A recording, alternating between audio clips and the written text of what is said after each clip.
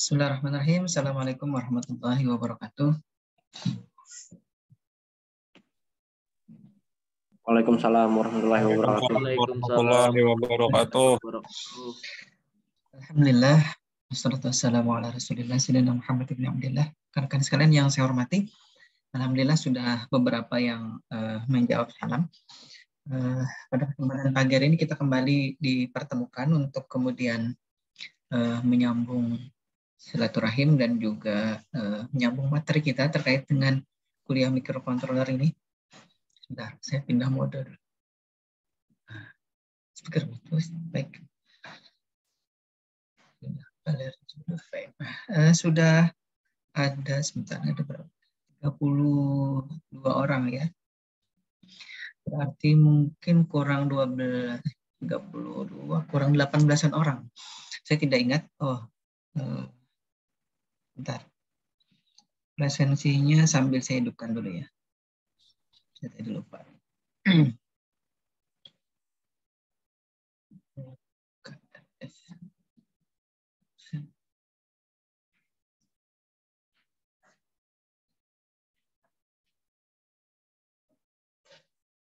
Oke, bentar ya, saya sambil connect ke ini dulu. Ke presensi.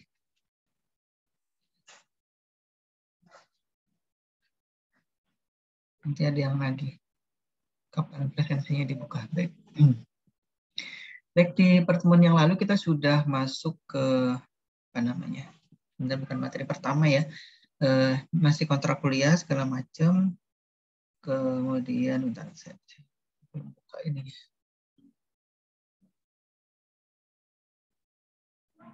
Aktifkan presensi. Kedua ya.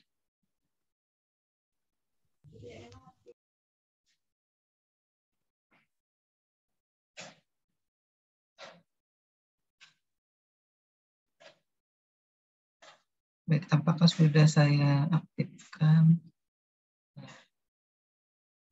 Saya kembali ke Zoom meeting-nya. Baik, sambil ini ya, sambil kita sapa dulu ya rekan-rekan yang ada. Jadi sebelumnya kita sudah memasuki di kaitannya dengan kontrak kuliah, kemudian materi apa saja yang akan kita bahas di pertemuan-pertemuan berikutnya, termasuk yang hari ini. Itu di pertemuan minggu lalu sudah saya sampaikan. Dan yang kemudian hari ini kita akan coba masuk lebih detail apa itu microcontroller, kemudian nanti detail di dalam sebuah chip microcontroller itu apa saja, kemudian aplikasinya nanti yang bisa kita buat apa saja. Sebenarnya kalau misalkan ada yang penasaran gitu ya, di channel saya itu sebenarnya sudah ada beberapa contoh-contoh aplikasi terkait dengan penelitian rekan-rekan mahasiswa yang sebelumnya. Ada rekaman ujiannya, jadi di situ bisa dilihat mereka membuat apa saja dulu yang ada di SIMIK Banjarbaru ya, baik itu yang kebetulan bimbingan ataupun dosen pembimbingnya saya, ataupun yang dosen pembimbingnya rekan-rekan dosen yang lain. Mohon maaf, Nanti saya akan menggunakan masker lagi nih kalau misalkan batuknya agak-agak kurang ini ya. Bentar ya. Jadi seolah-olah saya mengajar di kelas ini. Saya tidak menemukan yang menghidupkan kamera di pagi hari ini, hanya suaranya saja, tapi itu pun alhamdulillah sudah ada yang bersuara dan sudah ada yang menyahut salam. Kita sapa dulu ya rekan-rekan yang nyaris. Apa lo nanya masuk, Pak? Silakan Amin. Ada Muhammad Amin, ada Justin, kemudian ada Serina, tadi saya lihat juga. Efrizal, kemudian Rashid Rida, Muhammad. Enggak kelihatan. Saya geser dikit dulu ya. Ada Muhammad Zaki Anugrah, kemudian Lola, Adinda, Muhammad Ilmi, Nabil Nabawi, Najmi, kemudian Nabi Zuddin, Ismah, sebentar, bergeser ini. Diwani, kemudian Noval, Irfan Adam, Nur Ihsan, dia bergeser kalau dia masuk nih, Hasbi, Alfian, Zikrillah, Wahyudi, Rizky Maulana, Salamah, kemudian Rumarhas, maaf kalau salah menyebut ya. Saya harus berkacamata. Nur Syifa, Muhammad Atillah, kemudian Ajib Al-Parisi, kemudian Jeffrey, Mina, Gabriel, kemudian Ibu Zaki kayaknya sudah tadi ya. Risa Putri, Muhammad Asrofi, Munawar, Muhammad Salahuddin, dan Muhammad Akmal, tadi Muhammad Amin sudah. Baik, itu tadi rekan-rekan yang saya sebenarnya tidak perlu mengabsen satu-satu, cuman kalau tidak disapa nanti kayaknya kurang pas gitu ya. Baik, kita lanjut dulu. Saya coba share screen. Ada yang ngechat. Ya Nabil. Saya share screen. Mungkin tadi sekiranya saya coba share screen-nya. Hari ini saya tadi mau ngerekam lewat OBS dan atau mau live streaming, tapi persiapannya agak-agak panjang sebenarnya. Saya sekarang tidak di kampus, tapi di rumah. Tapi di kampus pun kemarin itu perlu disiapkan dulu karena peralatannya habis dibawa atau habis kami bawa pada saat wisuda kemarin hari tanggal 26 Februari ya di ABI. Baik, mungkin ada yang mau disampaikan dulu, Muhammad Amin ataupun Akmal ataupun yang lain. Ada siapa tadi? Serina ataupun Nabil. Terkait dengan materinya? Belum? Baik. Ya, Pak. Baik, alhamdulillah pada pagi hari ini suasana cuacanya sudah cerah karena sebelumnya itu 2 hari 2 malam ya kalau tidak salah ya. Hujan ya. Kayak tampaknya merata di semua wilayah. Saya kemarin juga mengantar anak-anak itu kemudian menjemput lagi itu dalam kondisi hujan, termasuk juga ke kantor. Baik, hari ini kita akan masuk dulu ke materi yang lebih detail ya. Mudah-mudahan bisa diikuti. Saya tadinya mau memperlihatkan hardware programmernya, tapi ternyata terbawa di sepeda motornya anak saya. Kemarin saya memakai sepeda motornya dia karena sepeda motor satunya itu bannya gembos, jadi kebawa di situ. Jadi saya tidak sempat mengambil karena kemarin hujan. Ada yang bertanya absen sudah dibuka? Ini sudah saya buka ya. Belum ya, belum kebuka ya. Sudah saya. Belum Pak. Belum Pak. Baik, ini sebentar ya.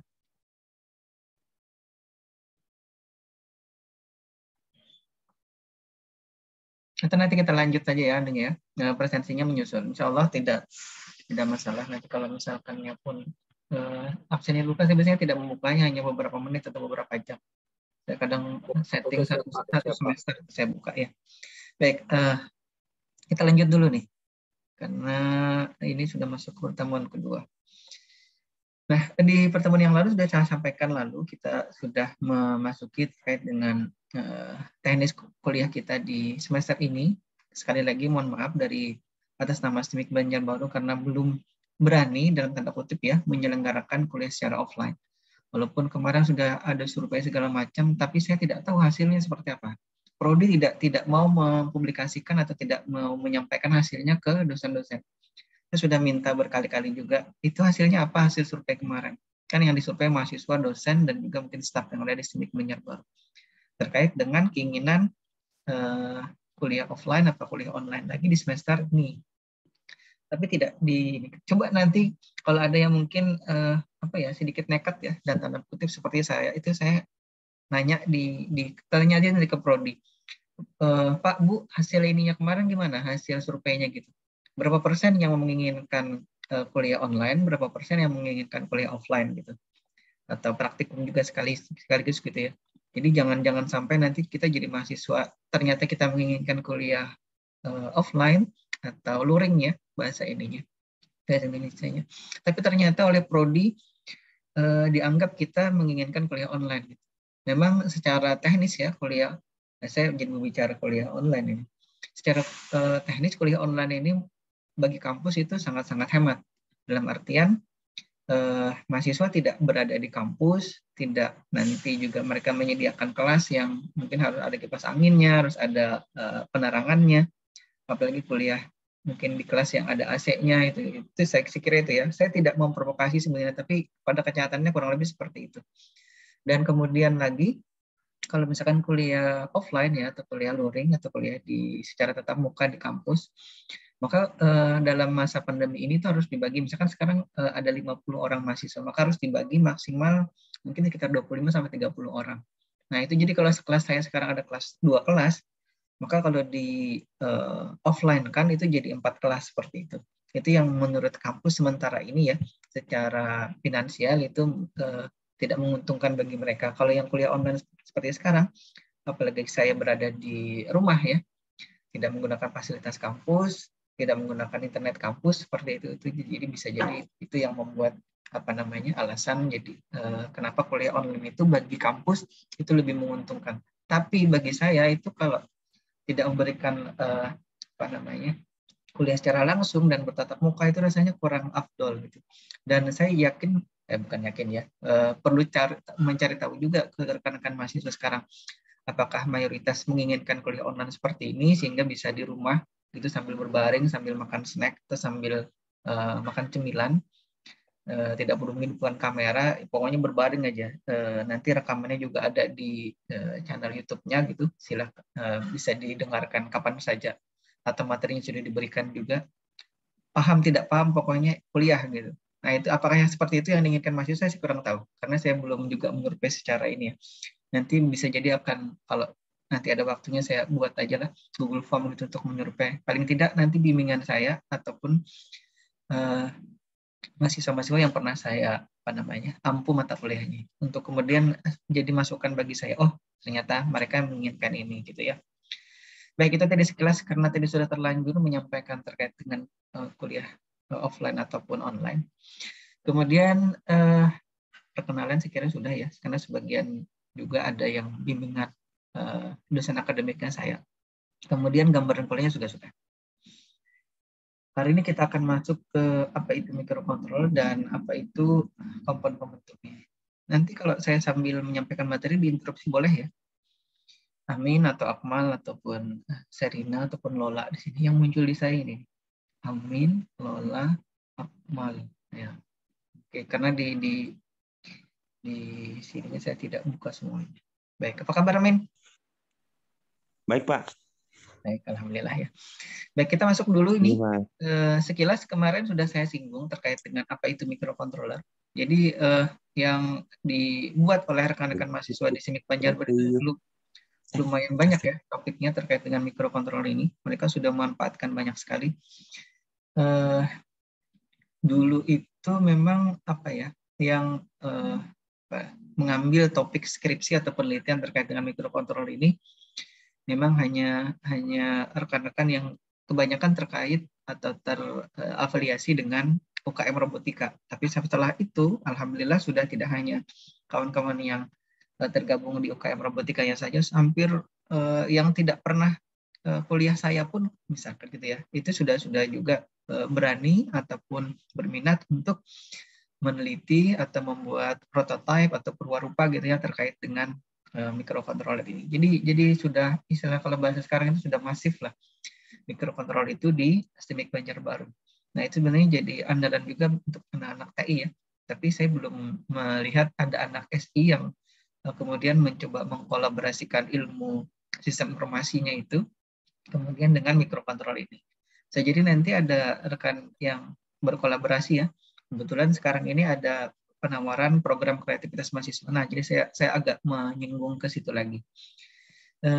Nantilah saya kirim lewat aja ya, grup aja apa namanya terkait dengan pengumuman itu. Siapa tahu nanti ada yang berminat untuk melakukan penelitian ataupun usulan lah paling tidak gitu ya, dibaca panduannya, dibuat proposalnya, diajukan. Karena dulu ada yang sampai masuk ke tingkat nasional, itu sistem informasi parkir aja sebenarnya, sistem informasi parkir. Jadi sistem informasi parkir dia buat maket kecilnya gitu, di masing-masing slot parkirnya itu dipasangnya sensor. Kemudian kalau misalkan kapasitas tempat parkirnya itu sekian puluh mobil, anggap saja misalkan 10 mobil.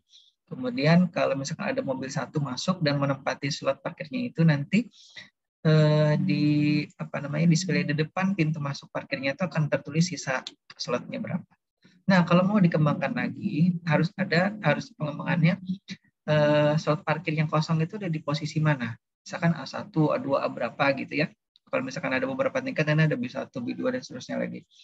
Nah, kalau misalkan nanti rekan-rekan sekalian berminat melakukan penelitian atau membuat usulan penelitian ataupun usulan program kreativitas mahasiswa yang terkait dengan itu bisa dibuat nantinya atau diteruskan. Dulu namanya Rina Gunawan kalau tidak salah, angkatan 2003. Itu angkatan pertama yang ada di SIMIK Banjarbaru. Tapi saya mulai mengajar mereka itu di tahun 2004 kalau tidak salah, di semester 3. Nah, karena mata kuliah saya ada di semester 3 dan seterusnya sampai semester 5, semester 7. Nah, jadi itu dulu yang pernah saya bimbing. Entar namanya, semuanya kebetulan perempuan. Jadi Rina Gunawan kalau tidak salah ingat ya namanya ya. Kemudian ada Hidayatul Rahmaniyah, satu lagi saya lupa, ada 3. Satu kelompok itu ada 3. Mereka berangkat ke Semarang tahun 2000 berapa ya, 2007 atau 2008 itu. Nah, itu. Nah, itu sekedar informasi saja. Jadi SIMIK Banjarbaru sempat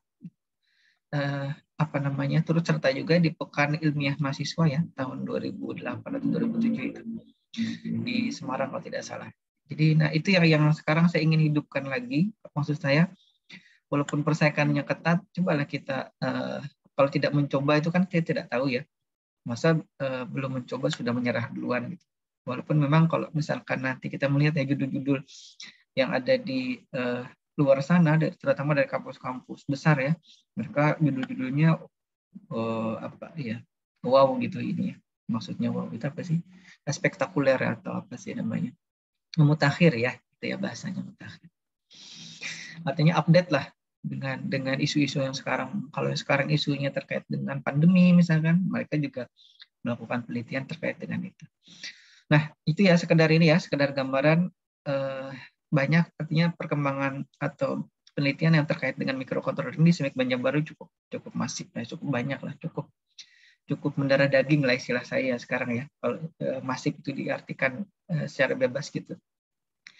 Nah, intinya waktu pertemuan sebelumnya sudah saya sampaikan bahwa si mikrokontroler itu dia punya internal prosesor ya. Jadi dulu di SIMIK Banjarbaru ada mata kuliah mikroprosesor.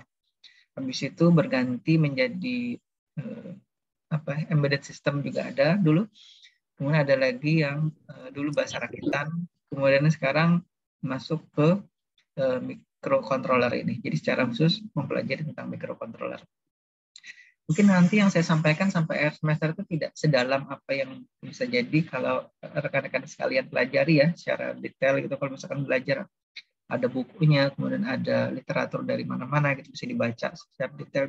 Jadi yang saya sampaikan itu hanya kulit-kulitnya aja karena memang untuk belajar lebih detail itu perlu waktu yang lama ya. Kalau saya dulu kenal mikrokontroler mungkin sejak tahun 99 atau tahun 2000 sampai sekarang gitu. Juga tidak bisa se-expert kawan-kawan yang ada di luar sana. Kalau kawan-kawan yang belajar mungkin lewat YouTube, bisa jadi juga tidak sedalam kawan-kawan yang belajar secara khusus di kuliah ini. Kemudian nanti bisa mengimplementasikan ilmunya ataupun teorinya itu di penelitian-penelitian nyata di kehidupan sehari-hari. Nah, kurang lebih seperti itu ya. Saya kemarin sempat nanya, saya lupa ke siapa, menanyakan itu si prosesornya ada di handphonenya apa itu. Tapi kemarin rasanya dari sekian banyak yang saya tanya, dari beberapa yang saya tanya itu tidak ada satupun yang menjawab ataupun ingat gitu ya kira-kira. Kita tahu belum sempat lihat-lihat handphonenya karena handphonenya lagi online di Zoom meeting sini, akhirnya tidak bisa dibuka di about-nya ataupun di sistem information-nya. Nah, kurang lebih seperti itu ya. Jadi si microcontroller itu punya prosesor, punya memori, dan punya perangkat lain, ada I/O device dan lain-lain. Kemudian dia bisa juga dihubungkan ke perangkat digital, ataupun bisa menerima input secara analog gitu ya. Ataupun peralatan-peralatan lain. Ada saya sebutkan dulu itu ada driver, nanti ada sensor, ada nanti macam-macam ya yang kita bisa hubungkan ke situ. Atau perangkat wireless misalnya. Nah, sampai sini dulu. Amin. Sudah ada gambaran sedikit? Ya, Pak. Terkait dengan microcontroller, atau mungkin ada ide penelitian terkait dengan ini. Nah, itu kan ada yang sambil gitaran kan enak kan kuliah di online sekarang itu. Tidak apa-apa, Min. Saya bercanda aja. Ada, Pak. Ada. Mengikuti benar ya, Pak. Sambil gitar juga nanti kita intermezzo ya, Min. Jangan, Pak. Ya, biar nanti rekan-rekan, ini ada vokalis sekaligus gitaris tempat kita. Baik, nanti kapan-kapan bisa kolaborasi dengan kawan-kawan yang lain ya. Saya dengar bukan saya dengar, saya tahu di Sinik Banjarbaru itu banyak yang berbakat itu. Kalau saya jadi cerita, UKM. Di studio di Sultan Adam itu ada banyak peralatan musik di situ. Ada dari drum, gitar, kemudian ada bass ya, gitu ya, ada juga di situ. Kalau keyboardnya juga ada, tapi disimpan di salah satu rumah wakil ketua atau tidak salah. Baik, kita lanjut dulu. Tadi sudah diintermezoi dengan gitarnya Amin.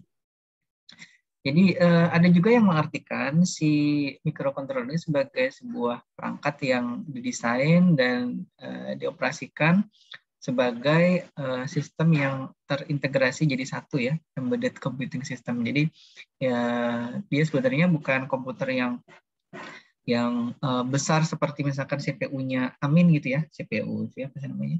Ya CPU yang menyebutnya ada kotak atau mungkin laptopnya Amin ataupun laptopnya Lola gitu. Tidak seperti, tapi di dalamnya itu ada microcontroller. Jadi misalkan laptop saya sekarang atau laptopnya Sabdayanur misalkan ya, di situ ada chip yang namanya microcontroller gitu. Nah di dalam situ kemudian kalau orang menyebutnya misalkan gini, mainboardnya apa ya? Mainboardnya misalkan kalau kita sebut merek A gitu ya. Nah di dalamnya ada chipnya. Nah chipnya itulah yang kemudian chipset gitu maksudnya. Chipsetnya itulah yang kemudian kita kenal sebenarnya sebagai microcontroller. Nah, kalau orang di luar sana mungkin menyebutnya dia taunya chipsetnya aja. Tapi kalau kita lebih detail karena kita sudah belajar di mata kuliah ini, chipset yang mereka maksud chipset itu adalah microcontroller. Dia yang akan mengatur. Ini ada perangkat masuknya ditancapkan oleh Amin nih, ada satu VGA card misalkan 4 GB nih, seri ATX misalkan gitu ya, seri GTX. Ada lagi yang menancapkan misalkan USB port tambahan. Nanti setiap kali ada informasi atau ada perangkat yang dipasang ataupun RAM baru misalkan ataupun ada hard disk baru ataupun SSD baru. Nah, itu yang kemudian dia akan melakukan controlling atau melakukan pengaturan atau pengendalian terhadap perangkat-perangkat itu. Kemudian ada juga yang mengartikan microcontroller sebagai sebuah chip atau perangkat yang kecil ya, kemudian murah, dan dia sebenarnya, nah ini yang kita sebut kemarin komputer on chip. Nah, ada juga yang namanya sistem on chip ya, SoC. Nah dia intinya banyak digunakan sebagai embedded system atau sesuatu yang atau perangkat sistem yang terintegrasi jadi satu, kecil aja. Nanti kalau misalkan lihat barangnya aslinya gitu ya, besok-besok nanti kalau ke kampus kita lihat perangkatnya itu, chipnya itu mungkin tidak lebih besar dari kuku jempol saya, tidak lebih besar dari itu, kecil, bahkan ada yang bisa jadi sekecil kuku kelingking saya ini, kecil sekali. Jadi sudah bisa melakukan macam-macam ya, itu di luar dugaan kita. Oh ternyata bisa ini ya, bisa ini. Nah itu ya, kemudian kita lanjut dulu. sambil kalau misalkan ada yang ingin ditanyakan atau interupsi saya ya, Min ya. Pak, interupsi Pak, kita nyanyikan sebuah lagu dulu. Ya, Min ya. Ada Pak. Baik, kita lanjut lagi. Nah, si sebuah microcontroller itu, ini tadi sudah kita sebutkan ya. Coba sekarang kita lihat lebih detail. Isinya apa saja sih si microcontroller itu? Yang pertama ada CPU-nya. Nah, orang menyebut kadang-kadang salah kaprah ya di luar sana ya CPU gitu. Padahal CPU itu sebenarnya merujuk kepada sebuah mikroprosesor atau prosesor gitu. Tapi kalau di luar sana, ini ada CPU-nya, ini monitornya, ini keyboard-nya, ini mouse-nya, ini apa lagi ya biasanya kalau beli komputer rakitan itu ya. Oh ini speakernya misalkan, ini apanya lagi. Nah di CPU itu kalau di luaran ya, di pasaran ya, di CPU itu ada prosesornya, ada mainboard-nya, ada hard disk-nya, ada SSD-nya misalkan, ada DVD RW-nya, ada komponen lain, ada VGA-nya, macam-macam ya. Di dalam situ ada power supply-nya juga. Tapi ternyata si microcontroller itu terdiri dari tadi mikroprosesornya atau CPU ya, Central Processing Unit ya kalau dipanjangkan dari si CPU itu. Kemudian dia punya juga ROM. Yang ROM di sini nanti untuk program. Sama seperti hanya di handphonenya Amin ya, atau handphonenya Lola tadi. Itu kan ada ROM-nya. ROM-nya berapa? Menyebutnya memorinya berapa? Memorinya misalkan 32, biasanya menyebutnya apa? 464 misalkan gitu ya sekarang ya. Atau 332. Iya Min ya, 464 misalnya. Maka 4-nya itu adalah RAM-nya, 64 itu adalah ROM-nya. Nah, itu ya. Jadi seperti itu harusnya kita mengetahuinya. Jangan sampai nanti orang IT ataupun orang teknik informatika ya atau orang ilmu komputer itu bingung ataupun tidak tahu persis apa itu 464. 4 itu apa? 64 itu apa? 4 itu RAM-nya atau random access memory-nya, dan 64 itu adalah read only memory-nya. Nah, kalau di microcontroller ROM itu digunakan untuk program. Jadi kalau misalkan kita nanti punya microcontroller, maka ROM-nya itu tidak akan sebesar smartphone-nya Amin. Dia paling beberapa kilobyte gitu ya. Nah, itu nanti kita lihat ya. Nah, ini RAM ini untuk data ya. Data ini, RAM ini biasanya digunakan kalau misalkan si prosesor ingin melakukan processing, menampilkan gambar misalkan ya dari galeri. Alhamdulillah. Kemudian dia akan memproses itu secara internal di RAM itu, kemudian baru ditampilkan atau baru diperintahkan si LCD ataupun LED-nya untuk menyalakan pixel-pixel tertentu itu, yang sehingga itu mewakili dari data citra atau data gambar yang ingin Amin tampilkan, seperti itu. Jadi dia akan berkomunikasi ke mikroprosesor. Nah, sekali lagi itu yang kita sebut sebagai memori ya biasanya. Berikutnya ada I/O port gitu ya. Jadi di sini I/O port itu input output port ya. Itu digunakan untuk kemudian kita nanti bisa berkomunikasi secara internal ataupun secara eksternal ya. Kalau secara internal ya nanti di dalamnya itu juga ada I/O port yang terhubung ke mikroprosesor. Tapi yang I/O port yang di sini yang dimaksud adalah nanti dia I/O port yang memungkinkan dia untuk menerima ataupun mengirimkan data. Nah, kalau di sini tulisannya perangkat yang kita bisa berkomunikasi ke external resource ya, maksudnya yang dari luar, perangkat-perangkat dari luar. Mungkin ada yang bertanya nih, apa nih, si Akmal, Pak kenapa bahasa Inggris ya ini ya materinya? Ya gitulah. Kita sudah harus mulai terbiasa ya, mungkin dari awal. Saya kurang tahu apakah materi-materi di 3 semester sebelumnya itu ada yang dosennya sampaikan dalam bentuk bahasa Inggris seperti ini. Tapi saya sebutkan ini sumbernya ada ya di slide saya di pojok kanan bawah itu. Saya mengutipnya dari situ. Jangan sampai nanti seolah-olah ini si slide-nya isinya ya saya yang bikin. Padahal slide-nya saya yang bikin, tapi isinya saya ambil dari informasi dari luar gitu. Jadi silakan bisa diakses di situ. Kemudian si microcontroller juga punya virtual device yang lain ya. Jadi misalkan dia punya, kalau di microcontroller yang saya bisa gunakan dia punya UART misalkan namanya, Universal Asynchronous UART. Nah, itu biasanya digunakan untuk serial komunikasi ya, antara mikrokontroller ke perangkat lainnya. Jadi selain I/O port itu juga dia punya perangkat yang lainnya. Misalkan dia punya juga I2C, itu juga mungkin belum saya singgung ya di pertemuan sebelumnya. Nah itu juga digunakan untuk komunikasi dari mikrokontroler misalkan ke perangkat yang mempunyai protokol komunikasi seperti yang sama ya. Jadi kalau tadi dia pakai Word, dia pakai I2C atau dia pakai Bluetooth misalkan ya, atau dia pakai Wi-Fi atau dia pakai LoRa misalkan. Itu dia punya apa namanya protokol-protokol komunikasi yang berbeda-beda itu. Atau misalkan dia nanti mau komunikasi ke LAN, maka dia harus ada protokol local area network-nya atau protokol LAN. Dia punya nanti apa sih namanya modul tambahan yang memungkinkan si mikrokontroler kita itu untuk bisa komunikasi menggunakan jalur LAN ya, LAN itu apa singkatannya? Local area network.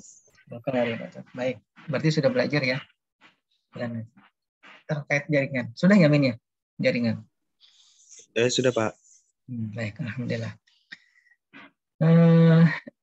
Iya, yang muncul di saya ini sebenarnya adanya Amin, sekarang ganti lagi. Sekarang tadi itu ada Lola, ada siapa namanya? Akmal ya, sekarang ganti. Amin tetap berada di atas nih. Tetap masih di level 1 nih. Di tampilan kamera saya. Di bawahnya ada Naufal, oh Akmal masih ada.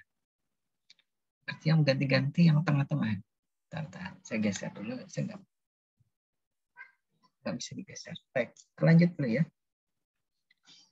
Nah, saya geser lagi ini menghalangi slide saya, tampilan kameranya. Di mana saja si mikrokontroler ini digunakan ya? Kemarin siapa yang bertanya? Saya lupa nih. Ada ingat yang minggu lalu bertanya terkait dengan penggunaan mikrokontroler ini? Atau di kelas satunya ya? Saya lupa. Nah, di kelasnya consumer, artinya konsumen yang di pasaran gitu ya, maka kita bisa melihat menggunakan atau aplikasi mikrokontroler ini yang umum ada di mesin cuci ya, ini washing mesin.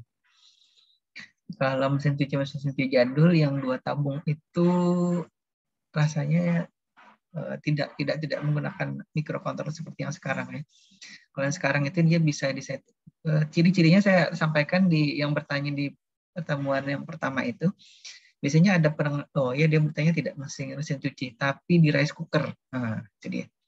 Karena ada yang pernah punya atau sekarang punya ya di rumahnya itu, atau di kosnya rice cooker yang digital. Dia bisa disetting kapan mulai memasak, kapan berhentinya, atau mau auto cooking gitu ya. Atau sekarang yang dikerjakan, yang kita ingin perintahkan itu dia hanya menghangatkan ataupun menanak nasi ataupun membuat bubur gitu ya.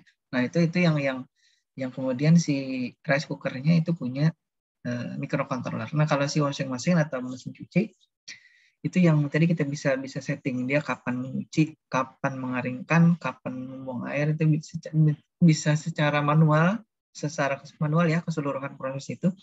Misalkan kita hanya ingin mengeringkan saja, kita hanya ingin membilas kemudian mengeringkan, atau kita hanya ingin menyuci kemudian nanti membilas, kemudian nanti memberikan pewangi, kemudian nanti mengeringkan. Nah itu bisa jadi ya, itu bisa jadi bisa satu, misalkan itu kita anggap ada 3 proses 1, 2, 3 gitu ya, bisa jadi 1, 3 saja, bisa jadi 1, bisa jadi 2 saja, atau 2 dan 3. Nah itu kalau dia bisa dikontrol seperti itu dia pada dasarnya sudah menggunakan mikrokontroler untuk keperluan pengontrolan atau pemilihan menu ataupun modenya tadi ya. Nah itu masing-masing. Monojim tetap menggunakan masker ya, walaupun saya sendirian di ruangan sini. Sekarang ini saya ada di kamar anak saya ini. Kebetulan yang bersangkutan lagi sekolah, jadi saya bisa gunakan mejanya di sini. Ada yang ditanyakan dulu sampai sini? Mungkin ada yang bertanya lagi terkait dengan perangkat-perangkat yang ada di rumahnya. Belum ya? Baik, kita lanjut dulu. Nah, sekarang kita juga punya remote controller ya. Kalau yang punya TV itu mesti tahu remote controllernya. Ada juga yang punya kipas angin, punya AC, yang punya apa lagi? Termasuk yang punya sepeda motor yang sekarang ada yang model keyless ya, tanpa kunci itu. Jadi yang ada hanya remote-nya aja. Jadi di sepeda motornya tinggal diceklek, itu apa sih namanya, diputar ya, putar gitu. Tidak ada kunci yang ditancapkan lagi di itunya. Jadi si remote controller untuk sepeda motornya cukup dikantongi saja, disimpan baik-baik dan sampai hilang gitu. Nanti tidak bisa menghidupkan lagi pada saat misalkan gini. Tapi ada juga sih yang sepeda motor yang punya detektor itunya ya, detektor kuncinya. Kalau misalkan kita hidupkan di rumah, kemudian kuncinya atau remote controlnya ketinggalan, itu nanti dia tetap tidak bisa hidup. Jadi dia mendeteksi si kontrolernya itu ada apa tidak gitu. Baik. Mungkin kalau ada yang mau lakukan penelitian ke situ bisa ya. Jadi tidak perlu dibuat sepeda motornya, itunya aja, sistemnya aja. Jadi kalau dia jauh dari sepeda motornya, nanti dia akan bunyi gitu. Setiap sekian meter lagi, misalkan lebih dari 50 meter, misalkan menjauh, maka itu dianggap sebagai misalkan ya pencurian ataupun untuk sistem keamanannya motornya dimatikan gitu. Nanti tidak perlu memasang di motor juga tidak apa-apa, dibuat aja seperti ya dibawa saja alatnya gitu ya. Jadi yang satu remote controllernya yang ada detektor tadi koneksi ke sistem utamanya itu atau master controllernya yang disebut master controllernya. Kemudian dia akan mengukur terus, akan pairing terus gitu ya. Kalau misalkan pairingnya putus atau koneksinya putus, maka dia akan nanti mendeteksi itu sebuah entah itu ada yang ternyata misalkan ya mau mengambil motornya atau membawa motornya kemudian atau apa gitu. Nah itu yang kemudian menjadi sistem keamanan. Nah, itu microcontroller bisa digunakan di situ. Jam terutama yang smartwatch ya yang sekarang, ataupun yang mungkin ada yang pernah melihat kalau di masjid itu kan ada jam digital ya. Iya men ya, di masjid kan ada ya. Nah, hari ini tanggal berapa, jam berapa, tanggal masehinya berapa, tanggal hijriahnya berapa, kapan waktu sholat asar dan seterusnya gitu. Nanti atau kapan ada informasi lagi kapan harus iqomat, berapa lama harus iqomat lagi dan seterusnya ya. Atau pada saat khatib berkhutbah misalkan ada tulisannya dilarang bersuara gitu, dilarang berbicara. Nah itu di situ ada microcontrollernya. Jadi kalau yang dimaksud clock atau jam di sini adalah jam digital itu. Kalau jam yang analog, jam yang manual itu saya kira tidak ada microcontrollernya. Dia hanya ada saya lupa namanya. Osilatornya untuk menghidupkan detaknya itu. Kemudian kita lanjut. Ini saya kira Anda sudah tahu ya di peralatan-peralatan game mungkin ada game konsul gitu, atau mainan-mainan yang sudah canggih ya, bisa misalkan drone itu ataupun RC car, RC plane, RC, kemudian boat ya, kapal itu. Nah itu mereka mestinya sudah menggunakan microcontroller karena dia untuk komunikasi dua arahnya itu ataupun satu arah ya dari remote controller ke RC car. RC car itu remote control mobil gitu ya, mobil, drone quadcopter ataupun drone pesawat ataupun drone helikopter gitu. Nah itu dia. Nah, contohnya. Nah audio video banyak ya ini ya. Ini kan ada yang sekarang Bluetooth speaker atau apa lagi ya. Ada yang punya contoh terkait dengan audio video ini? Saya buka sih. Contoh gimana Pak? Contoh peralatannya yang menggunakan microcontroller dari bidang apa sih namanya? Contoh di perangkat audio video gitu. Tadi kan sudah saya contohkan, misalkan ada Bluetooth speaker, ada apa lagi ya? Kalau dulu ada yang namanya radio only you ya. Mungkin nanti kalau yang penasaran cari aja di Google ya. Radio only you gitu.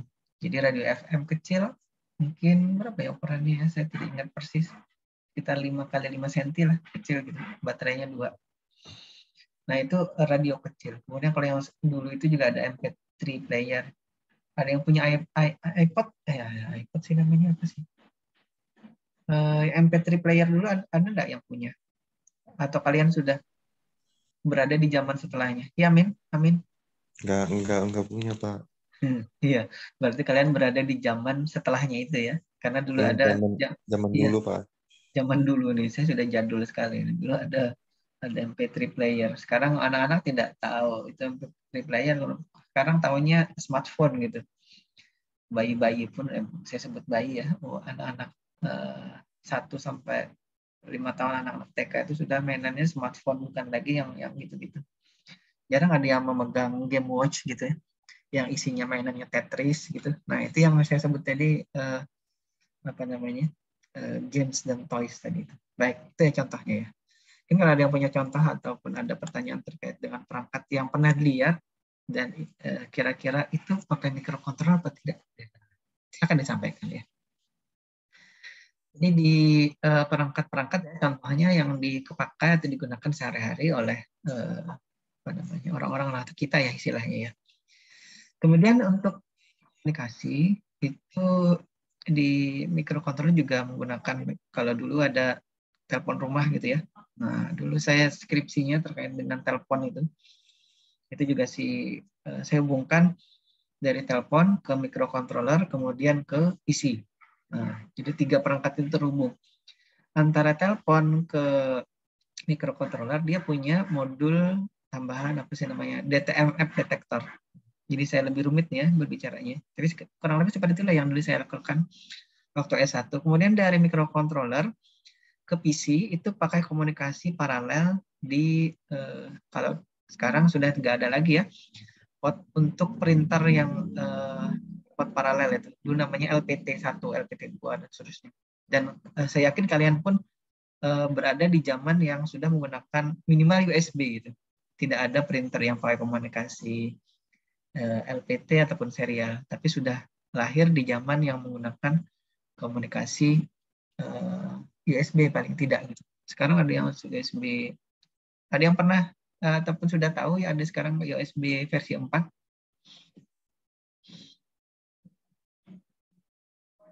Belum ada ya, baik. Nah, itu telepon ya. Saya dulu sudah serumit itu ya skripsinya dulu. Jadi silakan dibayangkan sendiri. Nanti kapan-kapan saya perlihatkan ya apa namanya skripsinya.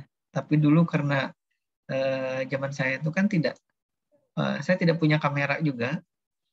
Kemudian smartphone ya sudah jauh ya, tidak ada smartphone dulu. Yang adanya handphone biasa aja, handphone yang isinya angka, layarnya hitam putih gitu. Nah itu aja yang ada dulu. Jadi dokumentasinya itu sangat minim waktu itu ya. Jadi kalaupun misalkan saya dokumentasikan itu dalam bentuk diagram saja, tapi tidak ada dalam bentuk diagram, dalam bentuk fisik. Gitu. Baik, itu tadi di komunikasi. Kemudian mesin penjawab telepon ini memang sudah mungkin ada yang pernah menelpon ke 123 ataupun ke PLN ya, ataupun ke 108 untuk Telkom, ataupun kemana lagi ya? Pemadam kebakaran itu berapa ya? 118 atau 112? Nah, itu. Berapa, Min? Ingat belum, Pak? Ada ya nomor teleponnya ya biasanya ya. Nah, biasanya 911, Pak. Itu polisi. Itu ya, 911 kalau di luar negeri ya. Nah, itu. Biasanya ini kalau yang model-model seperti itu mereka punya mesin penjawab dulu. Jadi sebelum ke operator manusia, jadi ada nanti mesin dulu yang menjawab. Nah, itu pun sebenarnya dia punya microcontroller di dalamnya. Jadi dia kalau misalkan ada yang nelpon nanti langsung ngeplay, silakan pilih ini untuk apa ya? Untuk bahasa Indonesia misalkan pilih 2 untuk bahasa Inggris. Kemudian dia play lagi, setelah dia sudah ditekan 1 misalkan ya. Silakan tekan 0 untuk berbicara dengan operator. Silakan tekan 2 untuk informasi ini, tekan 3 untuk ini. Nah, itu namanya answering mesin ya, mesin penjawab. Jadi dia ada robot lah istilahnya, bukan robot. Ya dalam artian dia ada mesin yang menjawab apapun nanti yang dipilih oleh si usernya ya, si penelponnya. Kalau misalkan dia tidak milih apa-apa, Anda belum menentukan pilihan. Gitu. Silakan pilih lagi, dia ulangi lagi gitu. Itu algoritma di dalam ininya, di dalam sistemnya. Contoh lagi kemudian smartphone ya. Kemudian ada lagi smartphone, saya kira saya tidak perlu menjelaskan, Anda sudah expert di situ. Apapun yang ada di handphone Anda sudah tahu fungsinya. Bisa main game segala macam. Bisa sambil main game ada multitasking ya, sambil main game, sambil misalkan mendengar lagu di YouTube misalnya. Ya itu ya, itu Anda lebih paham daripada saya. Kemudian tadi terkait dengan jaringan. Nah, tadi si Amin sudah menyebutkan terkait dengan jaringan yang sudah belajar. Mungkin Pak Boy atau Pak Ruslan atau siapapun yang mengajar jaringan sudah mengajarkan terkait dengan ini. Nah, di situ ada mesin ATM, ada pun credit cards gitu ya, ada gigabit Ethernet card ya. Nah, saya kira Anda sudah banyak diajarkan itu di kuliah jaringan komputer. Nah, di bidang militer itu ada terkait dengan guidance system. Dulu ya, GPS itu digunakan hanya untuk militer saja. Tapi karena ada kasus pesawat salah jalur, kemudian ditembak jatuh oleh militer sebuah negara, akhirnya GPS itu dibuka untuk kemudian jadi pemandu dari pesawat yang terbang ke titik A ke titik B dan seterusnya gitu. Jadi untuk menghindari hal-hal yang tidak diinginkan. Jadi misalkan ada pesawatnya Indonesia masuk wilayahnya Singapura misalkan gitu ya. Nah, karena tidak melapor dan dipikir itu adalah sebuah serangan, maka oleh pihak militernya si Singapura misalkan kemudian pesawat sipil dari ini ditembak sampai jatuh gitu. Dan itu yang kemudian membuat usulan bahwa mendasari adanya usulan bahwa si GPS itu, Global Positioning System itu harus dibuka juga untuk sipil penerbangan segala macam. Dan GPS itu tidak hanya digunakan oleh penerbangan ya, oleh tadi sekelasnya drone juga digunakan oleh kita misalkan kalau mau kemana menggunakan Google Map ataupun dari ojek online, ojol-ojol itu juga sudah menggunakan itu semua. GPS ya. Nah ini guidance system dan juga gap GPS ini. Kemudian get recognition system ini kalau misalkan terkait dengan ini ya peluru kendali gitu. Nah itu juga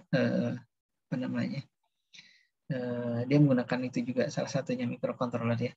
Tapi kalau yang sekarang sudah lebih canggih lagi microcontrollernya tidak hanya microcontroller, tapi ada PC-nya atau ada komputernya juga yang ditanamkan di situ. Karena sudah ada mini PC atau micro PC ya sekarang. Nah, itu tadi di bidang militer. Nah, di bidang industrial, ini di lampu lalu lintas. Saya juga pernah dulu, waktu kuliah S1, diminta oleh Pak Dekan, kalau tidak salah dulu ya. Kemudian untuk untuk membuat si simulasi dari lampu lalu lintas tapi dikendalikan oleh PC ya. Waktu itu mikrokontrolernya belum saya terlalu banyak kuasai, jadi akhirnya saya menggunakan PC untuk membuat ini. Nah, sekarang itu sudah cukup, tidak perlu menggunakan PC, tidak perlu menggunakan laptop, cukup menggunakan mikrokontroler aja sudah bisa mengontrol lampu lalu lintas ya. Nah, ini kalau di saya ini banyak robotnya. Saya kira saya tidak perlu menjelaskan lebih detail. Nanti ada mata kuliah sendiri di semester depan kalau tidak salah. Itu mata kuliah pemrograman robotika. Insya Allah kalau nanti mengambil dan kepanjang umur ketemu lagi dengan saya di situ. Kemudian production plans. Nah, di sini ada yang bisa menjelaskan kira-kira production plans ini? Amin. Halo. Ya, Pak. Bisa bayangkan tidak production plans? Ini perencanaan produksi ya maksudnya ya. Mungkin ada yang pernah lihat di YouTube misalkan gitu ya. Ada alat untuk misalkan menggulung kabel gitu. Jadi bisa atau menggulung, kalau di trafo itu ada trafo juga ya. Kabel aja dah yang paling gampang, kabel. Kemudian dia bisa disetting. Kabel ini kabel merah berapa meter, kabel ini berapa meter, kabel yang warna lain berapa meter. Nah, dia di program, kemudian pada saat di enter gitu, dia sudah akan nanti otomatis menghitung kabel merahnya di gulungan itu 10 meter, kabel warna birunya 5 meter, kabel lainnya misalkan berapa meter. Kemudian dijadikan satu di dalam satu gulungan gitu. Atau masing-masing gulungan masing-masing 5 meter gitu. Nah, kadang ada juga kan misalkan ada yang misalkan pesanannya yang warna merahnya lebih banyak. Warna merah 10 meter, warna biru 5 meter, misalkan warna kuning sekian meter. Nah, Itu bisa jadi salah satu contoh perencanaan produksi ya, kalau misalkan itu produksi. Atau misalkan ini nanti mesin ini kita setting untuk membuat apa namanya ya, plat, misalkan plat mobil yang sudah ada cap kepolisiannya, tapi belum ada angka-angkanya gitu ya. Itu 100 plat gitu. Udah kita settingnya 100 plat. Nanti dia akan otomatis menarik plat yang rata, kemudian nanti memotongnya, kemudian nanti mencapnya ya, biasanya di press gitu, sehingga nanti cap si Polri-nya nampak di plat atau nomor polisi kita. Nah, kurang lebih seperti itu ya. Nah, kemudian terkait dengan inventory dan stock management ini juga mungkin sudah pernah lihat terkait dengan kalau mesin di kasir ya. Nah, itu dia mesin di kasir. Tapi kalau mesin di kasir itu ada juga yang menggunakan PC. Hanya saja sekarang itu mereka sudah tidak lagi menggunakan yang model itu karena tidak terlalu praktis ya. Ininya besar gitu. Kalau sekarang mereka kalau menggunakan PC maksud saya itu besar, mereka sekarang gunakan tablet saja. Tablet, nanti koneksi ke printernya pakai Bluetooth segala macam.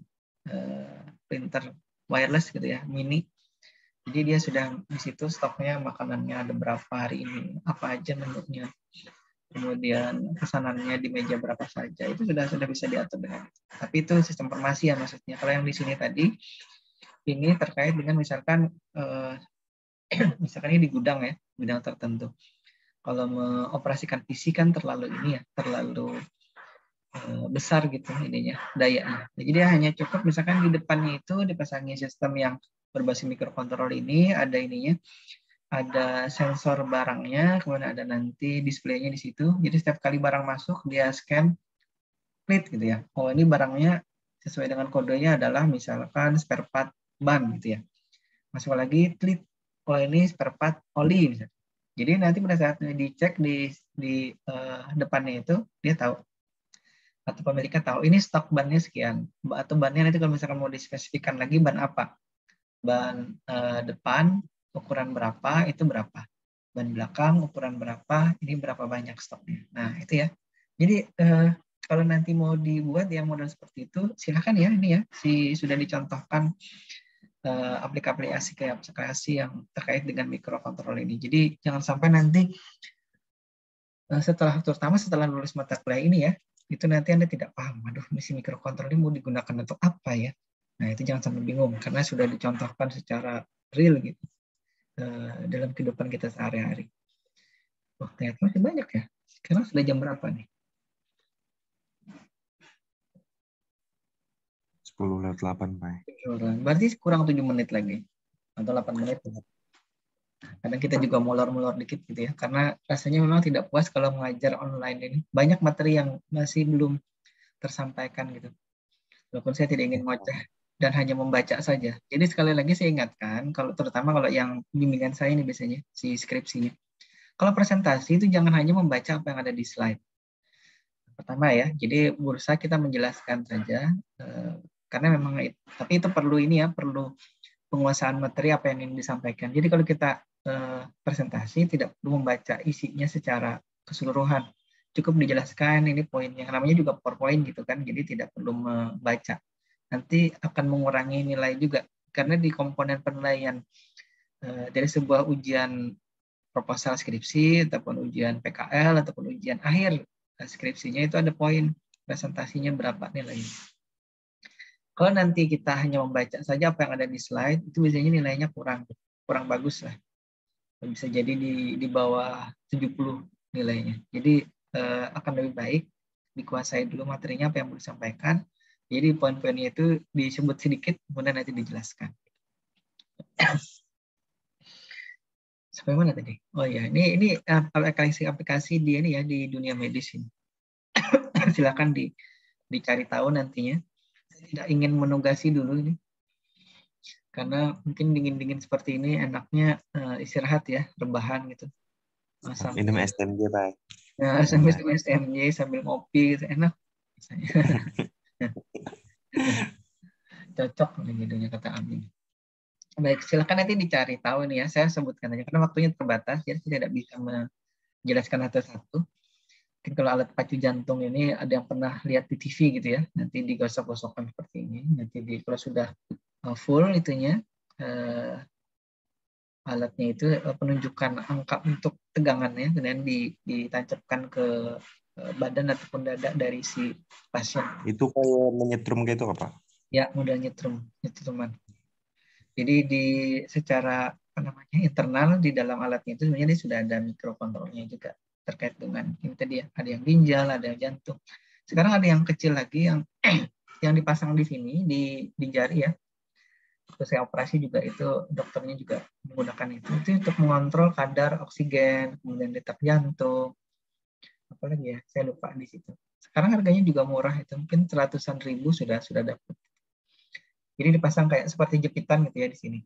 Jepit di jempol ataupun di telunjuk, nanti dia akan menunjukkan angka detak jantungnya berapa, kadar oksigennya berapa. Itu yang saya belum paham ya terkait dengan sensor yang digunakan. Nah, ini sebenarnya mesin cuci darah ya.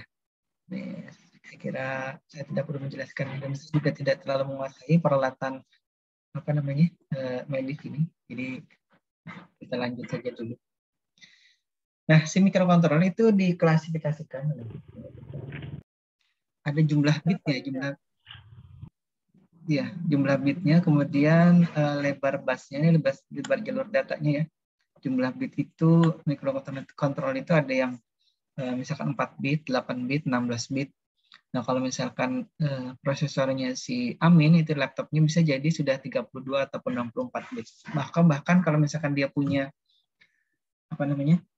VGA ya, itu ada yang sampai 256 bit, ada yang sampai misalkan 512 bit, ada yang sampai 1 megabit dan seterusnya.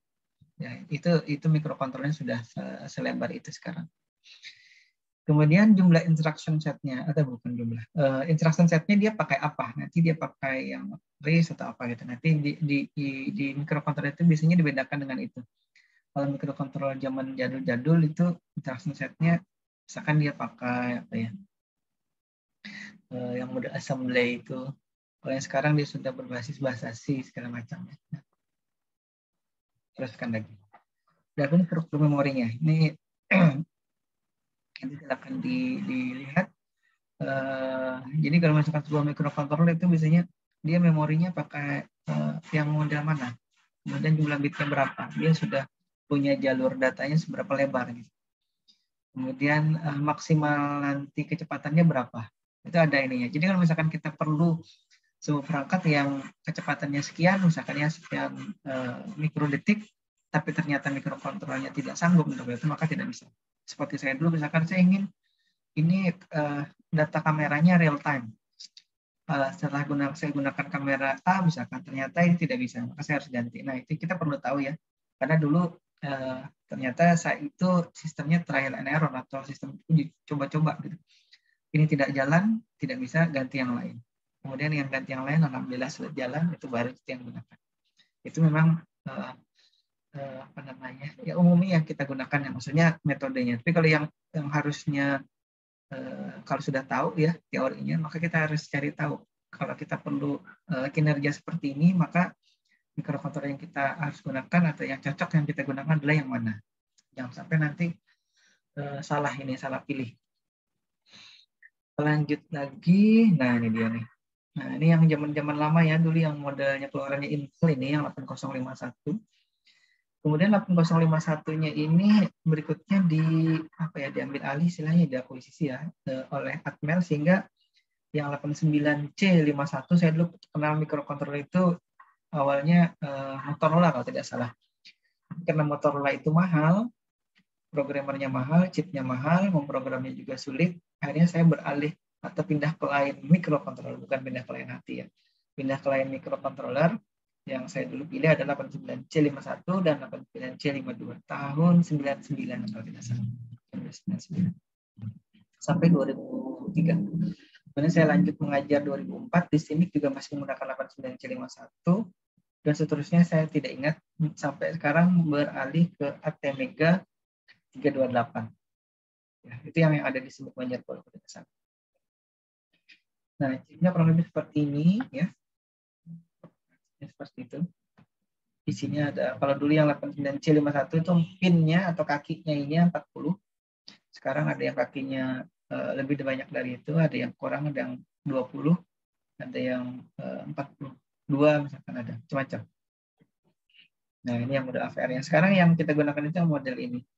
Model AVR. AVR ATmega 328. AVR ATmega 168. AVR ATmega 2560 misalkan ya. Nah, ya, jadi yang kita gunakan yang model yang chip ini ya sekarang. Tapi ada juga AVR yang bentuknya yang ini.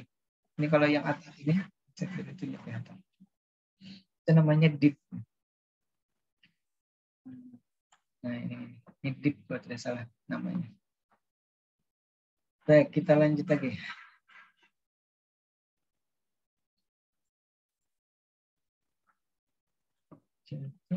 Terus. Nah, ini, tadi kalau dari berdasarkan bitnya, waktunya sudah lewat. Kita sebentar lagi. Kita lanjutkan lagi. Ini tadi yang saya sebutkan ada yang 8 bit, 16 bit, 32 bit, ataupun 64 bit. Nah, ini 32 bit. Nah, sekarang 64 bitnya. Bisa jadi sekarang itu sudah sampai 128 bit, tapi yang saya tahu yang hanya sampai 64 bit. Nah, ini 8151 yang lama ya. Memorinya sudah internal di dalamnya. Kemudian ini external memorinya sudah juga. Biasanya kalau external memori berarti dia harus ditambahkan memori dari luar, maksudnya ditambahkan memori dari luar. Kalau misalkan smartphone-nya si Amin itu kan dia punya extension slot, memory slot ya.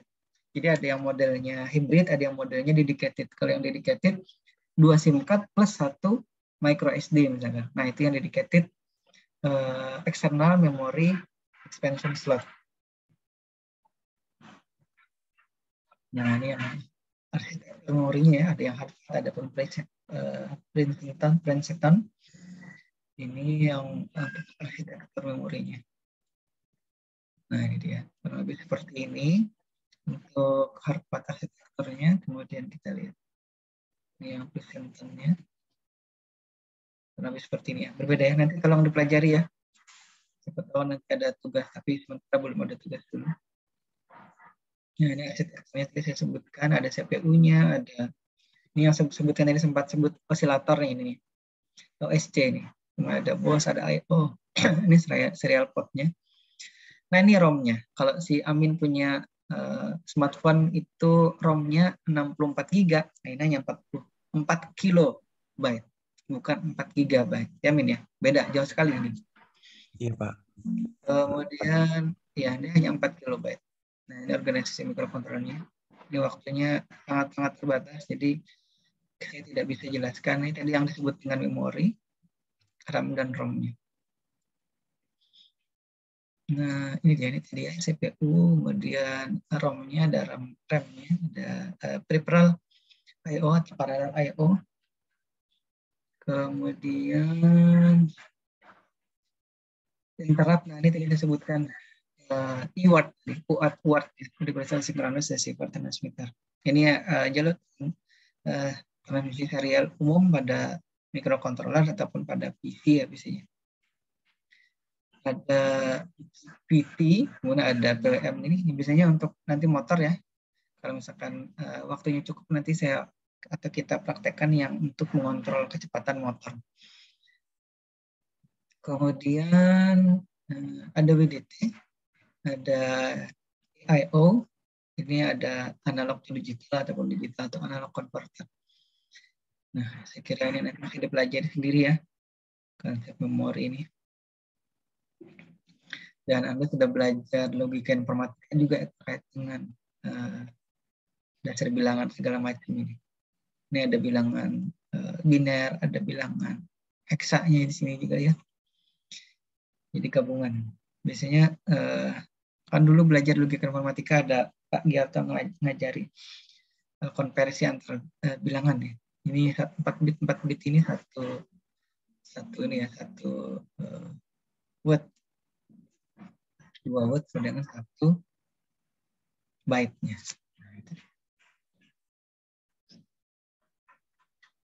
Ini sudah tadi. Nah, kalau yang sekarang itu kebanyakan menggunakan flash VROM ya. Flash programmable erasable read only memory. Ini saya tidak tulis di sini. Sekarang menggunakan flash VROM. Flash programmable erasable read only memory. VROM. Ini belum saya tulis di sini. Dibahas ini jalur data ya. Terus apa lagi nih? Selesai belum? Oke, baik, sudah selesai ya. Nanti silakan slide-nya dipelajari. Insya Allah saya coba segera kirim. Karena saya harus masuk lagi ini di kelas yang lain. Jadi saya ucapkan terima kasih karena sudah berkenan hadir dan mengikuti kuliah pada kesempatan hari ini. Mudah-mudahan disehatkan badan, dipanjangkan umur. Kita bisa bertemu lagi di kesempatan yang berikutnya. Ya, kalau ada pertanyaan nanti ya, karena waktu untuk bertanyanya tidak cukup di kuliah hari ini, silakan di grup nanti ditanyakan saja. Karena Pak, saya absen sudah dibuka nggak, Pak? ini sebentar ya, habis ini saya buka absennya. Karena kalau jangan menjapri ya pertanyaannya, biar nanti kawan yang lain juga tahu jawabannya. Ataupun misalkan nanti terlanjur menjapri, saya minta izin untuk memforwardnya ke grup untuk nanti saya jawab di situ ya. Saya kira itu. Terima kasih sekali lagi atas kehadirannya. Mohon maaf atas kesalahan penyampaian ataupun tadi berbicaranya ngalur ngidul kemana-mana. Tapi itulah saya ya biasanya. Suka memprovokasi, tapi tujuan untuk baik. Seperti tadi misalkan saya ingin mahasiswa bertanya ke prodi terkait dengan hasil survei tadi itu. Misalkan Amin dan kawan-kawan sudah sepakat nih tadi ingin kuliah offline gitu, tapi ternyata hasilnya online. Baik, saya kira itu. Terima kasih sekali lagi. Wabillahi taufiq wal hidayah. Assalamualaikum warahmatullahi wabarakatuh. Waalaikumsalam warahmatullahi wabarakatuh. Terima kasih, Pak. Terima kasih, Pak. Makasih, Pak. Iya, sama-sama.